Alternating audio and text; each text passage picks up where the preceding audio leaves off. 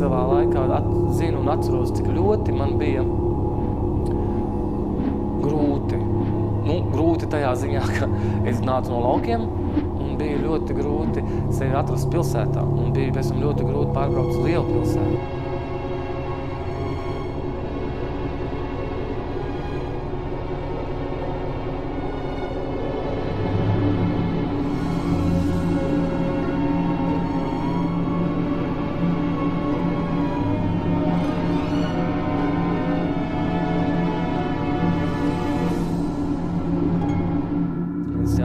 Tā pašā var teikt, es pat nebaidīšos to vārdu kā pasaulē, ja, tomēr, ja, Krievas skola pašā slavenākajā institūtā arī Maskavā, ja.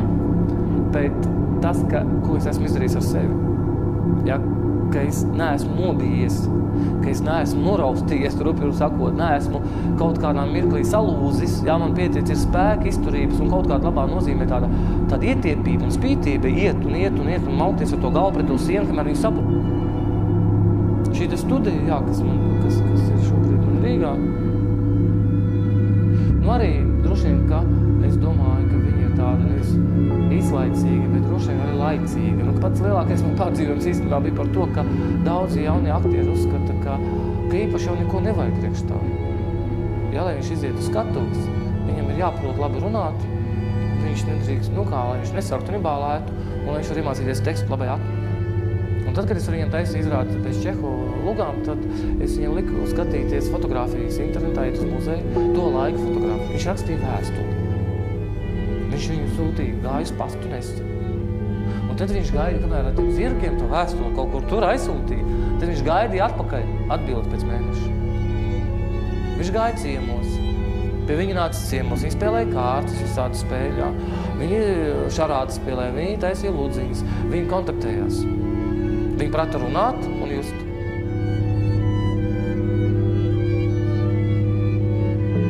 Kādreiz vingrinājums, ko es dodu, ja, man nāk cilvēki kādreiz privātas stundām, un tad es dodu uzdevumu, kurā ir frāze, es tev mīlu. Traki.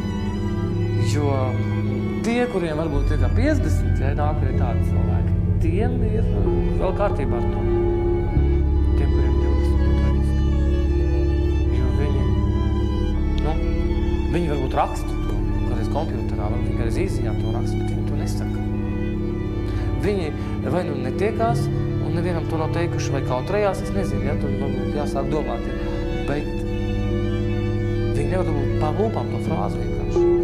Saprotu, ka nedrīkst mētāties ar to frāzi pa labi pa kreisi, jā, bet kad cilvēkam iekšē vienkārši viņi nepiedzimst. Jā, par Dostojevski šīm lietām. Ir tā, ka mēs neejam to gatavu izrādi, jau tiem aktieriem, jau viņi gatavi. Ļoti grūti gāja, jo dabūt vieglumu pie tā visa smaguma ir nenormāli grūti. Jo materiāls ir ļoti smags, teksti ir ļoti smagi. Un ļoti grūti viņa viegli, lai tas nebūtu kā... Lai aktieris pēc izrādes vienkārši nenomirtu, kaut vai tāpēc, jā, jo viegli tas ir. Jo nedrīkst tajā lomā nomirt, jo galā visu dzīvi priekš man. Tā kā vēlēšanās bija, kad es pat uzstāju par to, ka ir vietas tajās scenās, kas mums ir, kur Dievs runā caur Soņu ar Raskolniku. Kungs, ja tu šeit būtu bijis, tad mans brālis nebūtu miris.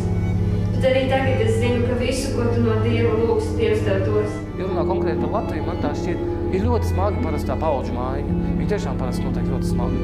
Tev aiziet vecē metru viens aiz otru, jā, tā paskatāmies, jā. Līniju nav, jaunšānu nav. Es zinu, kādreiz izrādes, ko Maskavā taisīja, un es pa brīžiem to nobrīnījos, bet es saprotu, ka tā arī tagad notiek, jā. Savāds kaut kāds 7-8 aktieris slavenus, tāds 40-50, jā, kas īstenībā arī dīvaini, ka Latvijā pārsvarā tos aktierus mēs vairs neredzam. Es uzskatu, ka tas ļoti slikti, tad teikšu atklāt, ļoti slikti, tas nav īpaši prātīgi. Jā, bet, kā lai saka, tad ir jaunības. Tā ir paņemam kontaktu Čehovu tēlos vārdu, jā, sadalām lomas, un tagad sadalām grafiku, un neviena aktieri nekad mirklī neuzspēja. Un tad atnāk, jūs pēc jums būtu Soņa, jūs atnāktu, un es ar jums mēģinātu kā Astrovs. Jā, Soņu, un kā Irēna Andreeva, un ar jums ar tos Soņas sēnes, un vēl kur Vaļņickis tēvots, vai viss iziet cauri, mēs izrunāt, analizētu. Tad atnāktu Vaļņi tēvots Vaņis ar viņu, tad Irēna Andreeva, un tad Astrovs, un es viņam pretī visu laiku, vai mans asistents, jā, režisoru. Un tad pēdējā nedēļā pēc pirmizrādes, tad mēs visi savāktos, un tad mēs izietu cauri.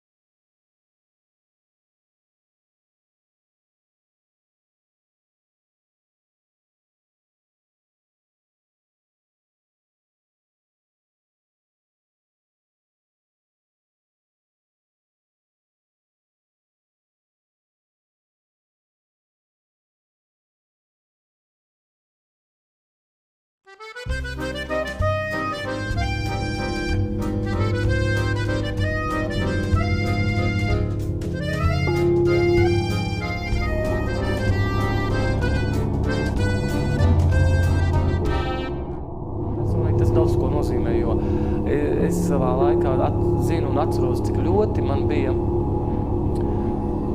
grūti. Grūti tajā ziņā, ka es nācu no laukiem un bija ļoti grūti sevi atrast pilsētā. Un bija pēc tam ļoti grūti pārbraukt uz lielu pilsētu.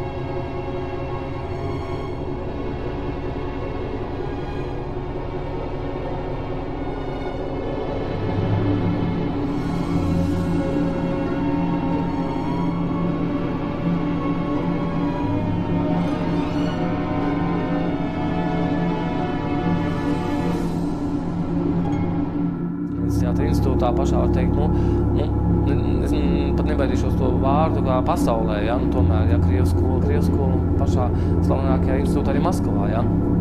Bet tas, ko es esmu izdarījis ar sevi, ja, ka es neesmu nobijies, ka es neesmu noraustījies, rupi sakot, neesmu kaut kādā mirklī salūzis, ja, man pietiec ir spēka, izturības un kaut kāda labā nozīmē tāda ietiepība un spītība iet un maukties ar to galvu pret to sienu, kamēr viņu saprot.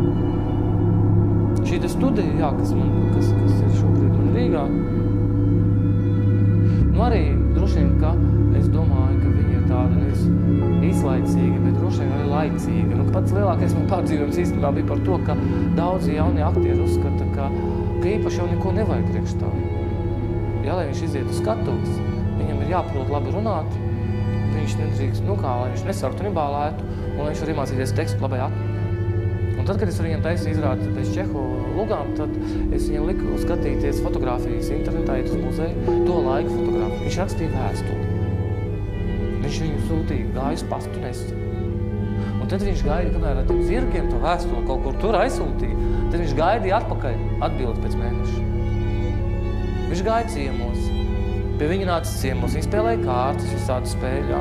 Viņi šarādi spēlēja, viņi taisīja lūdziņas, viņi kontaktējās. Viņi prata runāt un just.